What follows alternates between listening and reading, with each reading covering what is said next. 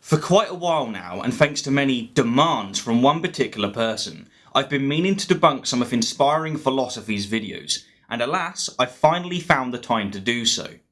Now, for those of you unaware, Inspiring Philosophy, who are referred to from here on out as SP, is predominantly a YouTube channel which is dedicated to spreading and defending the gospel of Jesus Christ, and who, in my opinion, attempts to achieve this by exploiting the ignorance and bias of his audience, by misrepresenting opposing positions, being selective of the facts he presents, expressing his interpretation of facts as facts themselves, and by lying.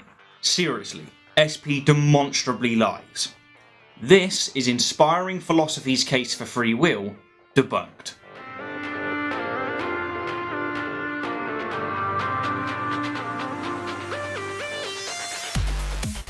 So, where to begin? Well, within 10 seconds, and what are in fact his first words, SP implicitly commits a black and white fallacy, which later becomes explicit, because he states that the debate over the existence of free will has gone on for centuries between determinists and libertarians. And then spends the rest of his argument acting as if there is only one school of determinism and one school of libertarianism, when this simply isn't the case. Just as there are numerous denominations of Christianity that are mutually exclusive with each other, there are numerous denominations of determinism and libertarianism that are also mutually exclusive with each other, including the various schools of compatibilism, which have literally been in the heart of the debate for centuries. And hence, even if all schools of determinism were proven false, this would not validate SP's very specific brand of libertarianism. And this really is, spoiler, the central flaw with SP's argument. It's entirely predicated on a black and white fallacy, with on the one hand a very specific school of determinism, and on the other hand a very specific school of libertarianism. So, how exactly does SP define determinism? Well, he starts by very briefly outlining Sam Harris's position, by saying that determinists like Harris strongly believe that free will is an illusion, and everything we think and believe has been determined by prior causes. But 1 minute later, he conflates Harris's views, and indeed the views of all determinists, with one specific type of determinism called fatalism, or Newtonian determinism. Mikio Kaku sums up the implications of determinism like this. Newtonian determinism says that the universe is a clock, a gigantic clock that's wound up at the beginning of time, and it's been ticking ever since according to Newton's laws of motion. So, what you're going to eat 10 years from now, on January 1st, has already been fixed. It's already known using Newton's laws of motion. But here's the thing. That's not Harris's position, nor mine, nor many people who are considered determinists. Not once within his book, nor in any of his conversations, has Harris ever asserted that absolutely everything is determined. And if SP had read his book before criticising it, he would know this.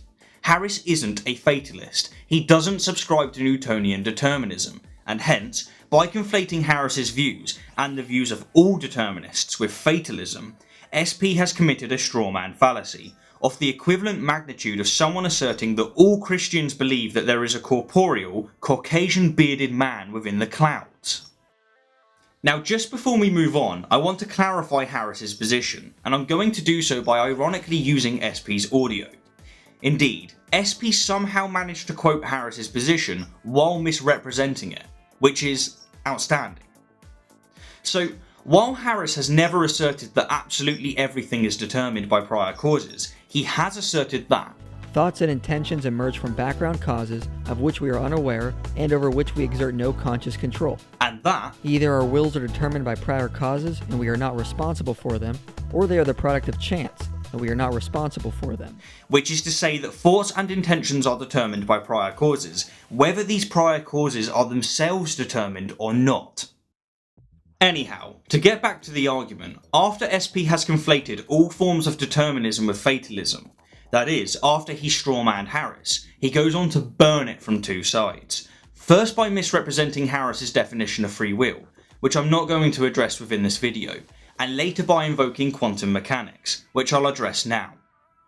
Towards the end of his argument, SP states that however, the most crucial piece of evidence for free will comes from the recent advancements in quantum physics.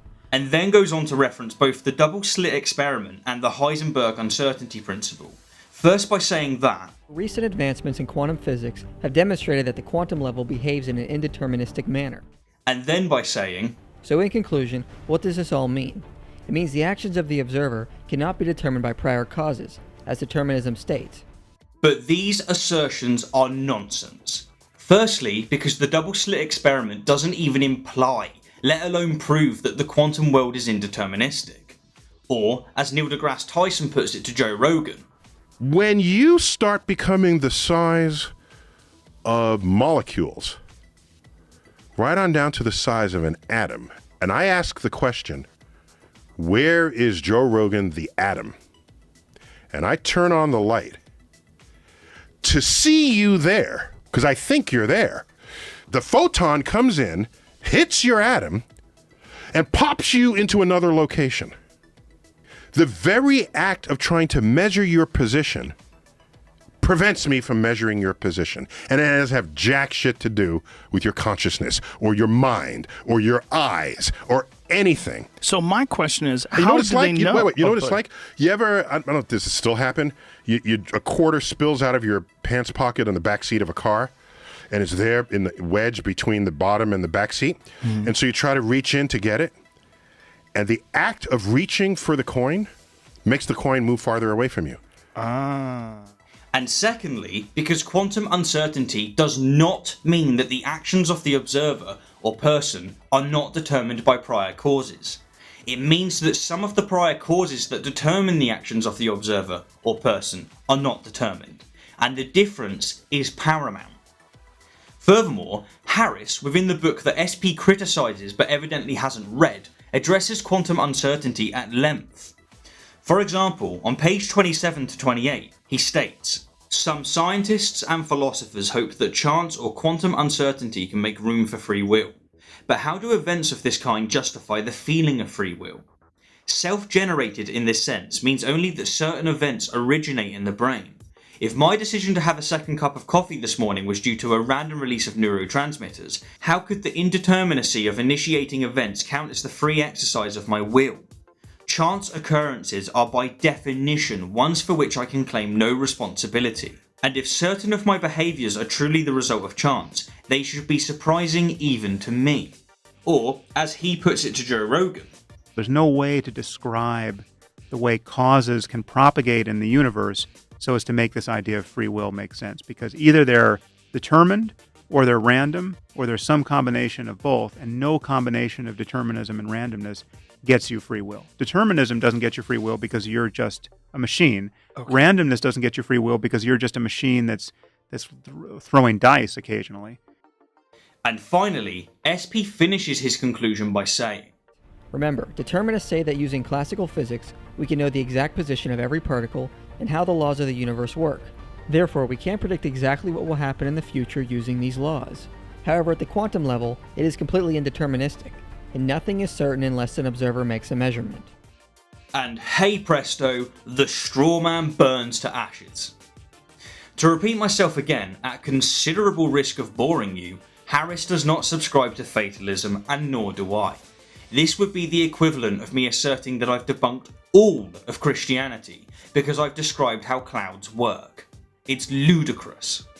Now, just before we conclude, I want to share with you a significant finding that Harris covers within his book, but that SP failed to acknowledge within his video, let alone address. In recent years, studies using neuroimaging devices, such as EEF and fMRI, have proven that if we image the neural activity of someone in real time, and then give them a choice of pushing a left button or a right button, we can predict, with decent accuracy, which button they will press before they themselves are aware of having committed to a decision. Now, needless to say, this is damning evidence against, actually, all forms of libertarianism. And as Harris says, But if I can predict what you're going to do before you're aware of what you're going to do, well, then the basis for free will seems to go out the window. anyhow, to recap, SP's case for free will is flawed because he commits a black and white fallacy, because he acts as if there is only one school of determinism, that being fatalism, and one school of libertarianism, that being his own, which he fails to define. And he commits a strawman fallacy because he either intentionally misrepresents Harris, which would be a case of lying, or he unintentionally misrepresents Harris, which would be a case of cognitive bias and irresponsibility. As always, thank you kindly for the view, and I'll leave you with this highly relevant quote from the misrepresented man himself.